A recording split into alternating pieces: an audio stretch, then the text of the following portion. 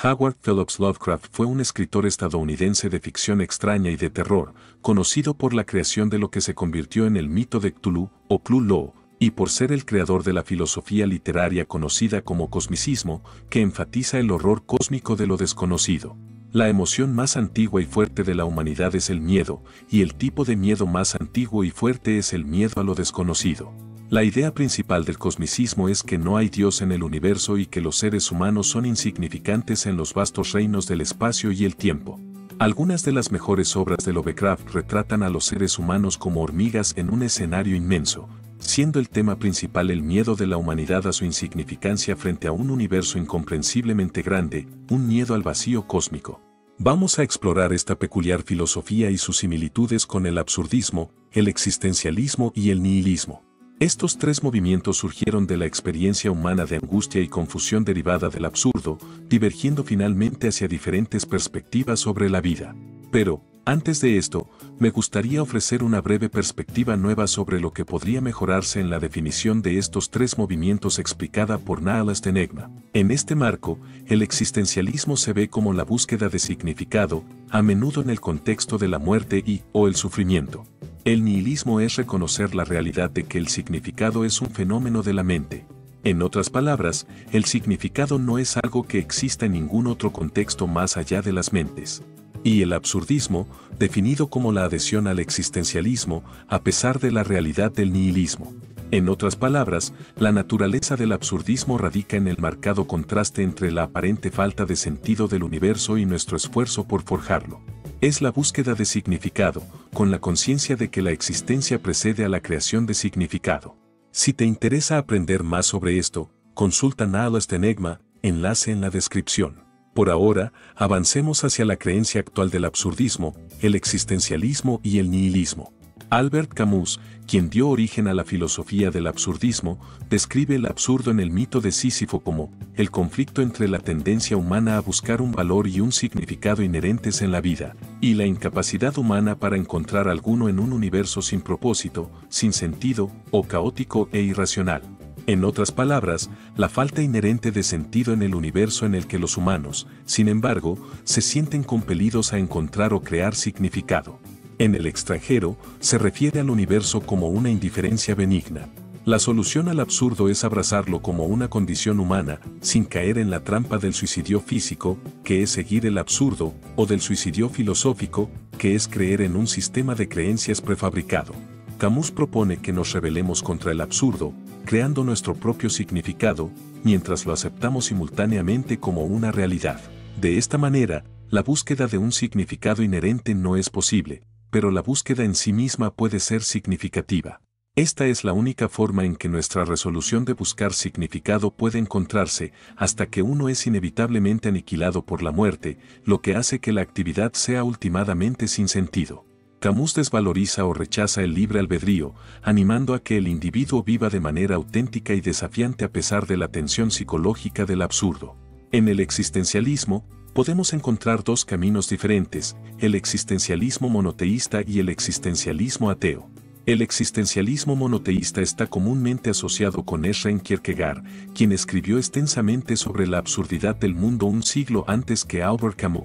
Propone que uno solo puede encontrar un significado inherente en el universo a través de un salto de fe, creyendo en Dios, en lugar de abrazar el absurdo, que él consideraba una locura demoníaca en la enfermedad hasta la muerte. El existencialismo ateo diverge fuertemente de este punto de vista. Este camino se atribuye principalmente a Friedrich Nietzsche. Tanto Kierkegaard como Nietzsche proporcionaron las bases fundamentales del existencialismo del siglo XIX, con el existencialismo ateo siendo formalmente reconocido tras la publicación de El ser y la nada de Jean-Paul Sartre en el siglo XX. Sin Dios, sin embargo, no hay un significado inherente en el universo. Esto se convirtió en una realidad, expresada en la proclamación de Nietzsche sobre la muerte de Dios, con el declive del cristianismo abriendo la posibilidad para el vacío de la existencia. De todos los tipos de nihilismo, epistemológico, metafísico, moral, etc., nos centraremos en el nihilismo existencial, que ha recibido la mayor atención literaria y filosófica. Es la creencia de que somos insignificantes, sin propósito, y poco probables de cambiar en la totalidad de la existencia. A veces experimentamos una crisis existencial, un estado en el que reexaminamos nuestra vida en el contexto de la muerte y nos vemos impactados por la contemplación del significado, propósito o valor de la vida. Esto abre la posibilidad de la pasividad, una señal para detener la búsqueda de significado o de encontrar un significado a pesar de la falta de sentido de la vida. Nietzsche, quien fue el primer filósofo en estudiar y escribir seriamente sobre el nihilismo existencial, nos dice que creemos nuevos valores a través de la superación personal y siendo nuestro propio creador autónomo, evitando el nihilismo pasivo.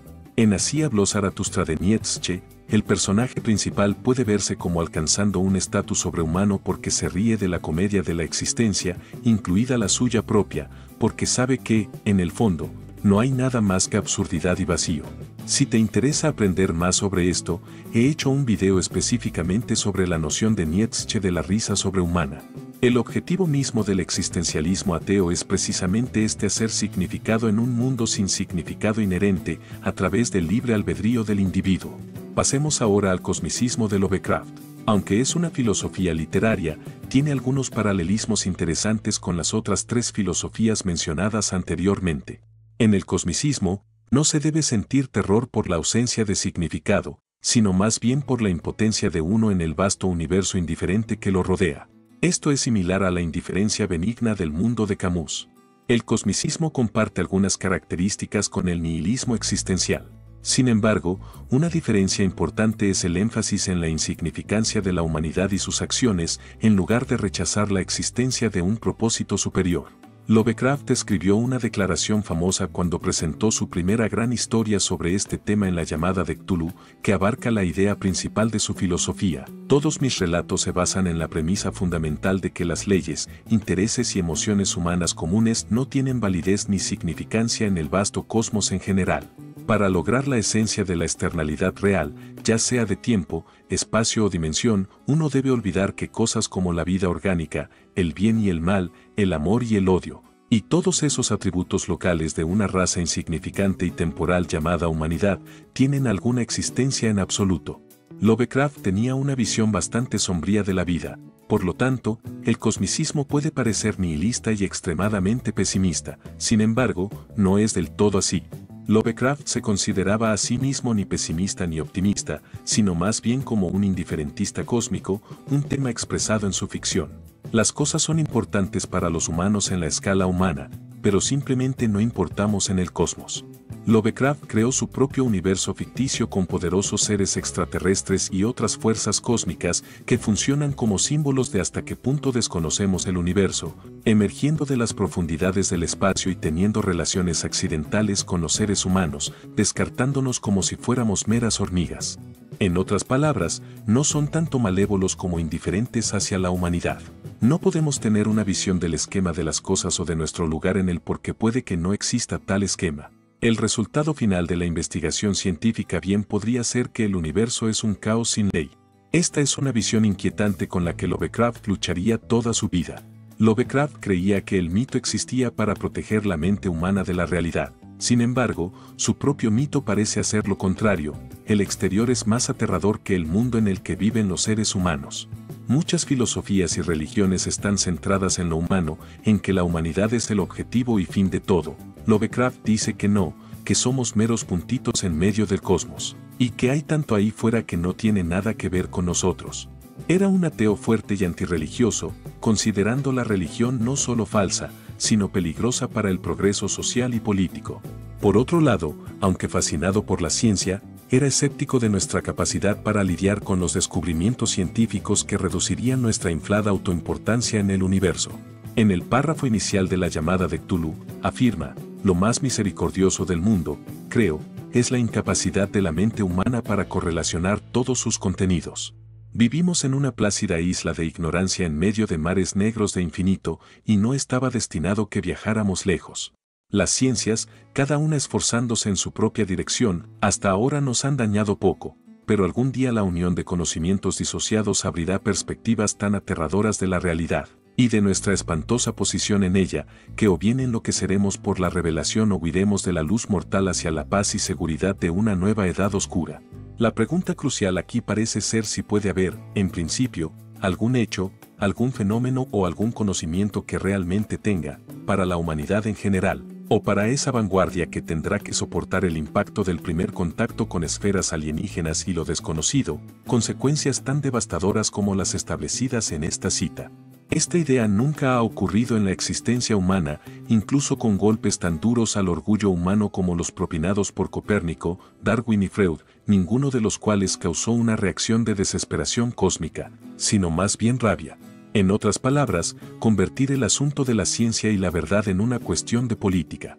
En la ficción de Lovecraft, el conocimiento horrible es suprimido y encerrado, pero, en nuestro mundo, lo que fue escandaloso para una generación ha sido aceptado casi como una banalidad por la siguiente.